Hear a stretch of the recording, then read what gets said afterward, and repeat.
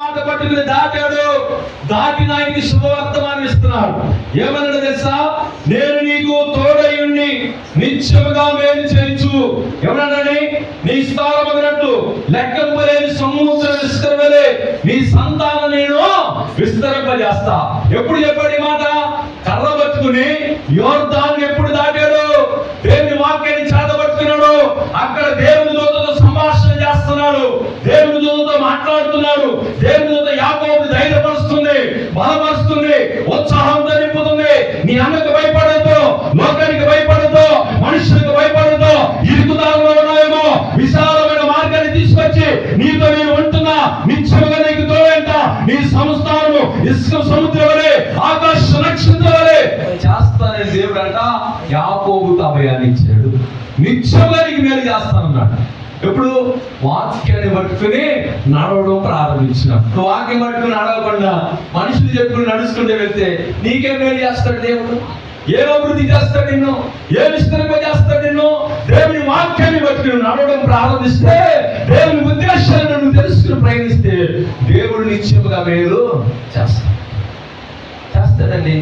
అందుకేనంట రాజుగారు పిలిచారన్న దేశ ప్రజలందరినీ, గ్రామ ప్రజలందరినీ, పట్టణ ప్రజలను పిలిచి, మీకు చాలా అప్పులు ఉన్నాయి, ఇబ్బంది పడుతున్నారు కదా అని వజ్రాలు, వెండి, బంగారం, డబ్బు అంతా బయట గొట్లుగా పోసారంట.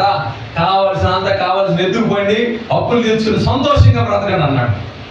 మీరు దుఃఖపడడం నాకు ఇష్టం లేదు, బాధగా ఉండడం నాకు ఇష్టం లేదు, మీరు అప్పుల్లో ఉండడం నాకు ఇష్టం లేదు, ఆర్థికంగా ఉండడం లేదు. తీసుకెళ్ళి వజ్రాలు కావాల్సిన వజ్రాలు, డబ్బు కావాల్సిన డబ్బులు, బంగారం కావాల్సిన బంగారం, వెండి కావాలి. రోజు సంచి నింపుకుని సంతోషంలో ఎంత మంచి రాజు అంటూ మొత్తం ఎత్తుకుపోతే ఒకడు ఉన్నాడంట.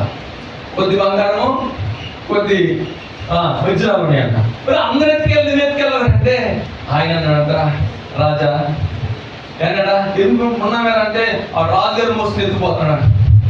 అందరూ ఎత్తుకుపోతే ఈ అవనస్తుడు రాజుగారు ఎవరైనా నన్ను ఎత్తుకుపోతావేరా అంటే, నాకు ఏనాడా ఎత్తుకుపోతే నువ్వే నాకు కావాలి.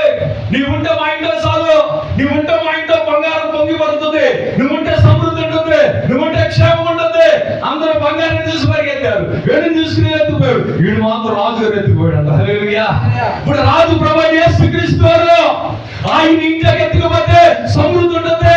ఆయన నీ ఇంట్లో లేకపోతే, నీ హృదయంలో లేకపోతే, నీ మనసులో చోటుకు లేకపోతే, ఆయన ఉద్దేశం నెరవేర్చకపోతే ఎక్కడ సమాధానం ఉంటుంది చెప్పండి? బంగారం కోసం వెళ్ళాడు, బంగారం ఎత్తుకుపోయాడు.